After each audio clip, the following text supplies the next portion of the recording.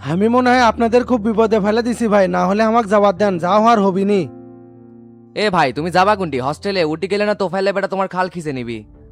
দেখিচ্ছ না একটার পর একটা নিউজ হচ্ছে ঢাকা শহরে কি তোমার কোনো আত্মীয় স্বজনের বাড়ি আছে? আছে ভাই, আমার একটা দূর সম্পর্কের ফুবু, কিন্তু ভার্সিটি থেকে বাসা অনেক দূরে, তাই হোস্টেলে থেকে পড়াশোনা করি। তাহলে তুমি যাবার চাচ্ছ কোনটে? জিগে তোলা আমার এক বন্ধুর বাসা আছে, আপাতত ওটি যায়, ওটি পরে দেখা যাবে নি কি হয়। বন্ধুর বাসায় যাবার সমস্যা নাই, তুমি চাইলে কিন্তু এখানে থেকে যেতে পারো। পরিস্থিতি ঠান্ডা হলে না হয় তুমি পরে চলে যাও। না ভাই, এমনিতে আমার জন্য অনেক কষ্ট করছেন, আবার আমার পড়াশোনারও অনেক ক্ষতি হচ্ছে। আমার ওই বন্ধুর কাছে গেলে নোটও নিতে পারবো, আবার পড়াশোনাও ভালো হবে। এ রমজান, যাবার চাচ্ছে যখন যাবার দে, এদিকে তো আমরাও ব্যস্ত হয়ে পড়বো, একে তো দেখে রাখতে সমস্যা হয়ে যাবি।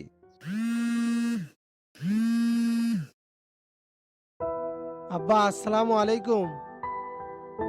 ওয়ালাইকুম আসসালাম। কিরে বাবা, নিউজে কি দেখেছি? তুই এলে কিসের ঝামেলা করছিস? এত কষ্ট করে তো ঢাকা শহর থেকে পড়াশোনা করাচ্ছি, আর তুই এগুলি কি করে বেড়াচ্ছ? আব্বা আমার কোনো দোষ নাই, ওই চেংড়ায় গায়ে পড়ে ঝগড়া লাগাছে, তবে টেনশনের কিছু নাই, আমি নিরাপদেই আছি। আলহামদুলিল্লাহ। তুই কোনটে আছিস বাবা? তুমি চিনবে না, এক বড় ভাই আমাকে উদ্ধার করে তার বাড়িতে নিয়ে যাচ্ছে। ওজে বাবা, তোরা রোডি থাকার দরকার নাই, তুই গ্রামে চলে আয়, পরিস্থিতি ঠিক হলে আবার না হয় যাইস নে। কিন্তু আব্বা সামনে যে আমার পরীক্ষা। তুই আগে গ্রামে আয়, কি পরীক্ষা আছে না আছে সেটা পরে দেখা যাবি নি। আচ্ছা আব্বা, আমি আসতেছি।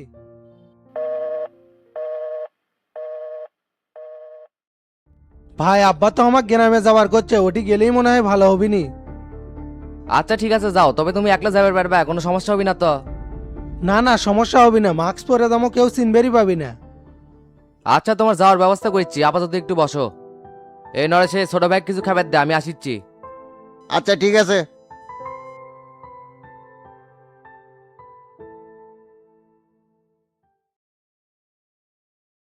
খাইরুল হঠাৎ করে চলে আসলে কি খবর বলো তো?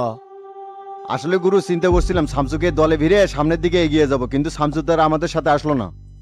আমি অন্য কোনো দলের সাথে জোটে যাবার চাচ্ছি না খাইরুল ভাই, বাংলাদেশের নতুন দলের দরকার আছে, আর সেই দল আমি নিজের হাতেই গঠন করবো। Most welcome. এই দেশে জনতা পার্টি আর নাগরিক পার্টির দৌরত্ব বাড়িয়ে গেছে শামসু, শালারা তো রাজনৈতিক কালচারই নষ্ট করে হালাছে। তাই আমার প্রস্তাব, এ দেশের রাজনৈতিক কালচারের পরিবর্তনের সবাইকে ঐক্যবদ্ধ হতে হবে। আমার জনকল্যাণ পার্টি তোমার নতুন দলের সাথে জোটে যেতে প্রস্তুত আছে। আলহামদুলিল্লাহ, এটা তো খুশির সংবাদ। যদি আমরা সবাই ঐক্যবদ্ধ হই তাহলে বাংলাদেশের এই নোংরা রাজনীতি পরিবর্তন করতে পারবো। এখানে আমার কিছু কথা বলার আছে খাইরুল ভাই। আপনাদের সাংগঠনিক সম্পাদক মোত্তালিব গাজীর মধ্যে ঝামেলা আছে, ওই কিন্তু জনতা পার্টির দালালি করে আসছিল। এই লোকে আমার কোনোভাবেই বিশ্বাস হয় না। সমস্যা নাই শামসু, অলরেডি দলে আমি একটা সংস্কার অভিযান চালাছি।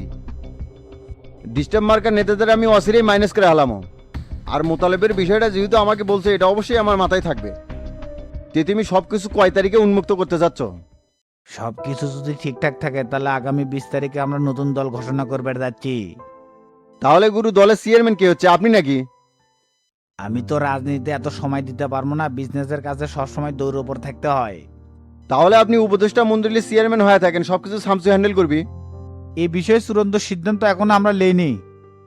আর শোনেন, 20 তারিখে সমাবেশের আগে আমাদের একটা আনন্দ র্যালি হবে। সেই র্যালিতে হাজার হাজার নেতা কর্মীর উপস্থিত থাকতে হবে, তার প্রস্তুতি এখন থেকে নিয়ে নেন। কোনো সমস্যা নাই, লোক যা লাগে সেটা আমি ব্যবস্থা করবো না। তুমি খালি চা দেখো না, এবার রাজনৈতিক অঙ্গনে ভূমিকম্প চাপে দেবো। ওই সমাবেশের মাধ্যমেই কিন্তু মাঠের কর্মসূচি ঘোষণা হবে। তাই খায়রুল, বসে থাকার কিন্তু আর সময় নাই, সবাইকে ঐক্যবদ্ধ হয়ে মাঠে নামতে হবে। ঠিক আছে গুরু, কিন্তু সমস্যা তো পুলিশ, এই শালারাই তো ডিস্টার্ব করে। পুলিশ প্রশাসনের বিষয়টা আমি দেখবো খায়রুল ভাই, আপনি শুধু নেতাকর্মী গিয়ে মাঠে থাকবেন। আর আপনার সাথে সকল চুক্তিবদ্ধ সমাবেশের আগের দিন হবে। আচ্ছা ঠিক আছে, তাহলে আমি যাই সংগঠনের সবার সাথে আলোচনা করি। গুরু তাহলে এখন আমি উঠলাম, ভালো থাকবেন, আসসালামু আলাইকুম। ওয়ালাইকুম আসসালাম।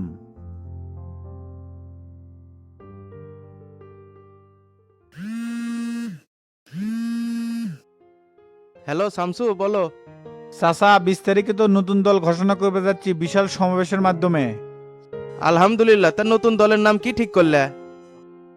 এটা না সারপ্রাইজই থাক, সমাবেশের দিনই শুনেননি। আর 19 তারিখে সকাল সকাল হাবিব ভাই গিয়ে আপনি ঢাকায় চলে আসেন। তে লোকজন কতজন নিয়ে যাবো? না না, লোকজন লাগবে না, আপনার দুইজনে আসলে হবি। আচ্ছা ঠিক আছে।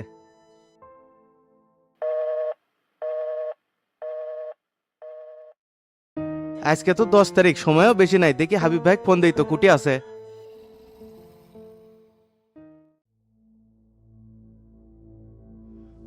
কি ব্যাপার আর্নাল ভাই, ইনকে ধুম মেরে বসে থাকলে কিছু করছো না? আমার তো কাম আছে, উপজেলার যাওয়া লাগবে। টেরা রে, খুব বিপদে পড়ে তোর কাছে যাচ্ছি, চারদিকে খালি অন্ধকার দেখেছি। সেটা পরশু দেখেই তো আমার কাছে যাচ্ছ, তে আবার কি কাণ্ড ঘটালে? বইয়ের সাথে ঝামেলা করছো নাকি? না রে, গোলাপের সাথে কোনো ঝগড়াঝাটি হয় নাই, উই ওর বোনের বাড়ি গেছে। আসলে আমার 5,000 টাকা খুব দরকার, সেই জন্যই তোর কাছে আছি। ব্যাংকে 5 লাখ টাকা রেখে আমার কাছে 5,000 টাকা ধার করে বেড়াচ্ছ? হাই রে সেনাবারে তুমি! তে এই টাকার জন্য ভাইয়ের বাড়ির দাওয়াত খাওয়া যায় বাড়িচ্ছ না নাকি?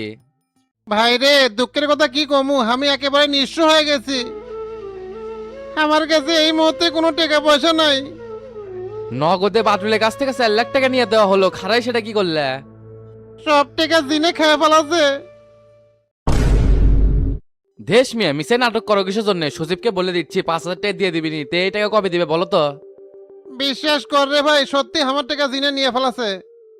এই ঘটনা কি খুলে গাও তো।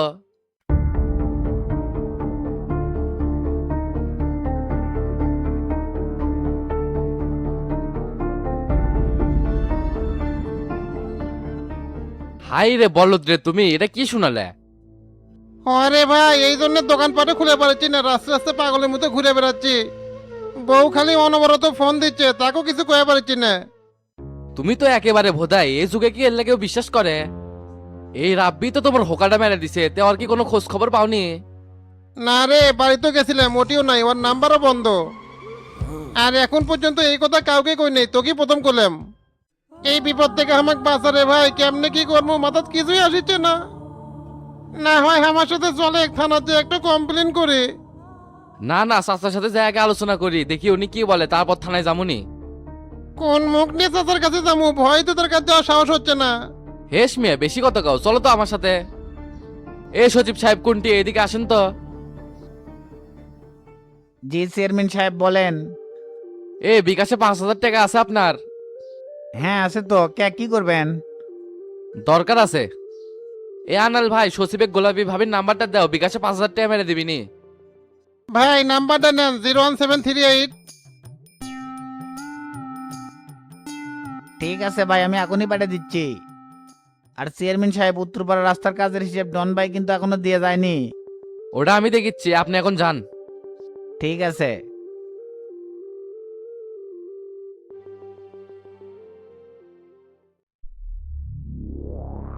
ফটিক রে, সবই তো শুনলো, এগুলা সব শামসুর জালিয়াতে আসিল। তোতা ভাইয়ের সাথে চাচার যখন সম্পর্ক আসিল, মাস্টার আর হাবিবের সেটা সহ্য হয় নাই। তোতা ভাই কুবুদ্ধি দিয়ে দিয়ে চাচাক মাইনাস করেছে দল থেকে, আর পরবর্তীতে তোতাকে নমিনেশন দিল। আর তখনই চাচার গেল মাথা ঘুরে স্বতন্ত্র থেকে নির্বাচন করলো। জনগণের বিপুল সমর্থনে তাই এমপি হিসেবে নির্বাচিত হলো। এটাই তো এই শালাগড়ে সহ্য হচ্ছিল না। পরে যখন চাচার সাথে সবাই মিলে পারল না, তখন ঢাকার থেকে শামসুক ডেকে নিয়ে আসলো। প্রাচীনকালের এক দুর্নীতি মামলা দেখা দিল, তার এমপি পদে খালে জেলে তো ঢুকালো। তাহলে এটি ট্রাম্প কার্ড হলো তো, তাই এক এদিক ওদিক সবাই মিলে খালি শটাছে। আসল মাস্টার মাইন্ড হলো শামসু, আর সহযোগিতা করছে হাবিব আর মাস্টার। ঠিকই কসুরে ফটিক, এরাই হচ্ছে মেন কালপিট। খালি যদি একটা সুযোগ পাই রে, কি যে করবো না আমি। বুঝছি, শোনো, এখন আমাদের প্রধান টার্গেট হলো চাচাকে জামিন করানো। তুমি ফ্রেশ হয়ে গাড়ি বের করো, ফারুক উকিলের সাথে দেখা করবার যাওয়া লাগবে। কে রে, ফটিক নাকি? কোন দিন আসলো? যাচ্ছি তো গতকালকেই, তে তোমার কি খবর? আর খবর, পাড়ার সিংটা দেশে আসে জেলের মধ্যে থেকে সেটা শোনা লাগে। শোনেক, যেই জন্য আসলাম তোকে আজকে শফিক চাচা জেলে দেখা করবে কোছে। কাপড় চুপুর, টাকা পয়সা, টনসিল, কৃমি ওষুধ, জ্বরের ওষুধ সাথে নেবো। হয় এগুলা নিয়ে দেখা করবো নি, কিন্তু তার সামনে যায় কি মুখ নিয়ে দাঁড়ামো? আর তোমরা ষড়যন্ত্র করে চাচার পিছনে ইঙ্ক করে বাস দিবার পারলে। না জানে জান মিছে এক কথা কইস না ফটিক, তোর চাচা যে অকাম করছে নিজে নিজে বাস খাচ্ছে। আর তখন তোকে তো সব ফোনে জানাছি রে, আর উল্টা তুই আমার উপর পাঠ নিলো। চাচা তো পাগলা হয়েছে বে, নিজের বাস নিজেই নিবি। তোতা ভাই শামসু হাবিব মাস্টারের সাথে মিলাই তো এই ক্ষতিটা করছে। তোর ভাইয়ের এত লোভ করে ফটিক, এই গোলায় গোলায় পিড়িত, আবার সেকেন্ডের মধ্যে পোল্টি মারল। এ পিন্টু, গোলা থাকলে কিন্তু আওয়াজ দিতে নাই রে, আজারে দালালি করবো না। না জানিয়ে শুনে মিছে এক কথা করছো কি জন্যে?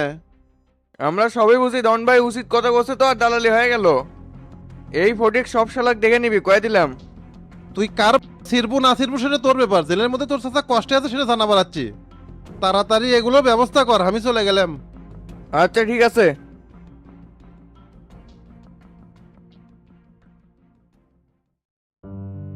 একেবারে তো খুশির খবর দিলাম মাস্টার, এতদিন তো এটার জন্য অপেক্ষা করছিলাম। এখন খালি সব কিছু ঠিকঠাক মতো সম্পন্ন হলে হয়। তে খালি হামা করে দুইজনে ডাকলো কৃষক, লোকজন সাথে নেবো না? শামসু তো সেটা নিতে মানা করলো, খালি আমাকে দুইজনে যাবার কছে। হায় রে তোতা, আজ যদি বাইরে থাকলো নি তাহলে হামাগরের সাথে যাবে পারলো নি, বেচারাটার কপালই খারাপ। তে চলেন তো তার সাথে যাই আজকে দেখা করি। হ্যাঁ যাওয়া যায়। আর শোনেন, আপনার যত কাজ কাম আছে সব আগে ভাগে শেষ করবেন, আমরা কিন্তু 19 তারিখ রওনা দেবো। আর আমরা যে সমাবেশে উপস্থিত থাকবো এই কথা কাউকে জানানোর দরকার নাই। ঠিক আছে চলো।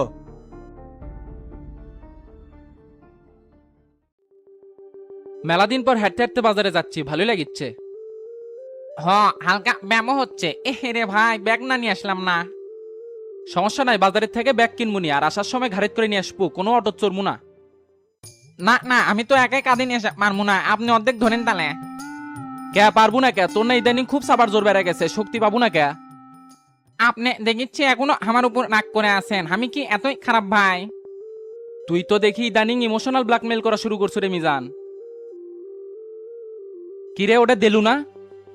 হ ভাই, কাবিখার কাজে নিয়োজিত আছে, টেরা ভাই অ্যাপয়েন্টমেন্ট দিছে। কাজ তুই সুপারিশ করে নিয়ে দিছু না? এমনিতে গরিব মানুষ, তার মধ্যে আবার আপনি ধরে পিটছিলেন, তাই এলা কাজ ধরে দিছি। না না, ভালোই আছে, সারাদিন ঘোরাফেরা করার চেয়ে কাজ করুক।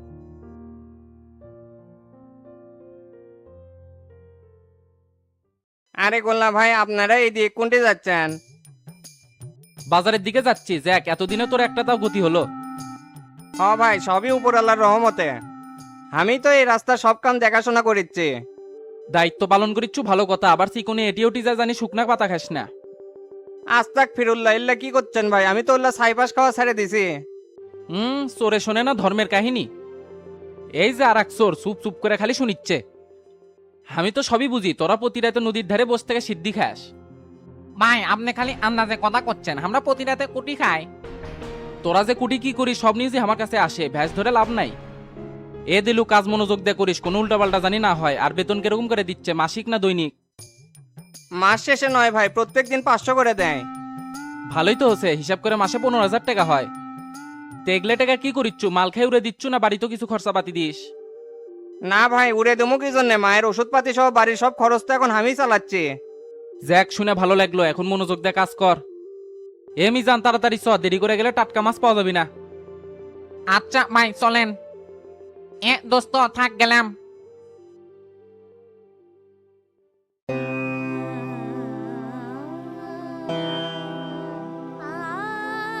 আরে পাগলা, মন খারাপ করিচ্ছু কে? বড় নেতা হবো, রাজনীতি করব, আর সামান্য জেল খাটবো না, এটা কোনো কথা হলো?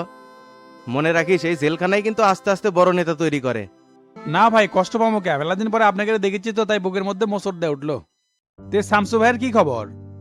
শামসু তো 20 তারিখে নতুন দলের নাম ঘোষণা করবে যাচ্ছে রে তোতা, সকল প্রস্তুতি নেওয়া শেষ। আমি আর মাস্টার 19 তারিখ সকাল সকাল ঢাকার যাচ্ছি। এবার দেখিস নি রাজনীতির খেলা কোন দিকে শুরু হয়, আর তোর জামিন তো তুড়ি মেরে হয়ে যাবি। হ ভাই, আপনারা যাই পারতেছেন, কিন্তু আমি যাই পারতেছি না। টেনশনের কিছু নাই, তুই যাবেন না পারলেও তোর জায়গা অবশ্যই থাকবি। ভেতরে যায় যান, সবই খারামজাদা আবার এল্লা কথা কোস না। ভাই, এই দেওয়ালের পাশ দিয়ে কোনো কথা বের হয় না, বড় কঠিন জায়গা। জামিনের ব্যাপারে এটি কোনো উকিলের সাথে কথা কছিলেন? না, এখনো তো কারোর সাথে কথা হয়নি। শামসুক বলছিলাম, ওই তো বললো বিষয়টা আমি দেখতেছি। আপনি এখান থেকে যে নরেশ উকিলের সাথে কথা কন, যাতে করে হিয়ারিং এর ডেট ফেলায়। এ পাগলা, তোর জামিন তো জজ কোর্ট থেকে হবি না, নকল তুলে একবারে হাইকোর্টের থেকে নেওয়া লাগবি। নিম্ন কোর্ট থেকে যাবেন ধরেন, যখন নাকচ হয়ে যাবি তখন হাইকোর্টে কাগজ সাবমিট করা লিখবি। তোতা তো দেখেছি জেলের মধ্যে থাকতে থাকতে ছোটখাটো একটা উকিল হয়ে গেছে। কি করবো কন, 24 ঘন্টা খালি মামলা নেই, ভাবি কেমনে জামিন পাওয়া যায়। জেলে ভাই এমনও পালপাকনার লোক আছে যে উকিলের চাইতে বেশি বুঝে। তাদের কাছ থেকে শুনে শুনে আলোচনা করে অনেক কিছু শিখছি। তুই কোনো টেনশন করিস না, খালি হেয়ারিং করলেও তো হবি না। যে অকাম করছু, জেল খাটারও তো বয়স হওয়া লাগবি। বাবা, এটা 200 কোটি টাকার মামলা, চারটিখানি কোনো কথা নয় যে চাইলেই বাইর হলো। তাই 2-2.5 মাস জেল খাটাই লাগবে। আর ডনের হাতে যে টাকা পাঠাছিলাম সেটা পাছিল? হ, সবই পাসি ভাই। তে তোর কি আর টাকা পয়সা লাগবে? হ ভাই, লাগলো নি, সবকিছু ফুরিয়ে গেছে। জেলের মধ্যে সবকিছুর দাম তো ডবল ডবল। আচ্ছা ঠিক আছে, আমি যাওয়ার সময় পিসির 10,000 টাকা লেগে দিয়ে যাবো নি। আর কাল পরশু ওকালতনামা আসবে, সেটা দেখে সাইন করে দিস। আচ্ছা ঠিক আছে। কেরে তোতা, বুড়াজিন শফিকের কি খবর? জেলের মধ্যে একবারে বেকা হয়ে গেছে। কর তো ছেলে থাকে, দিনের বেলা খেলে আমার সাথে দেখা হয়। আহারে শফিক, কি গরমটাই না দেখা ছিল। অহংকারের পতন ইনকা করেই হয়। সভাপতি সাহেব সাক্ষাতের সময় শেষ। হ আমাকেও কথা শেষ। আর এই তোতা তুই কোনো চাপ নিস না, আমরা তো আছি। ঠিক আছে ভাই। এ হাবিব ভাই চলেন তাহলে, ওটা হোক। আচ্ছা চলো।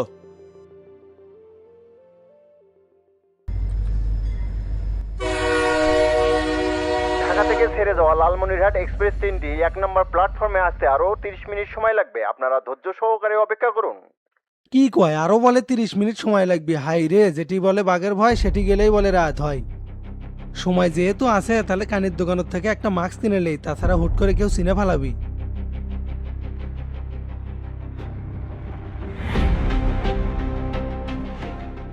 ওহো বাবা, ঝাঁকি খেলা আপনাই কে 4 দিন হলে খুঁজতেছি, আজকে পাসি।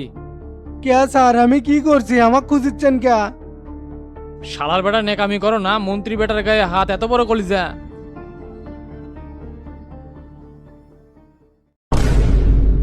স্যার আমার কোনো দোষ নাই স্যার, ওই তোফাইলের বেটাই আমাকে তুলে লেগেছিল। এ বেটা চুপ কর, যা বলার থানায় যা বলবি।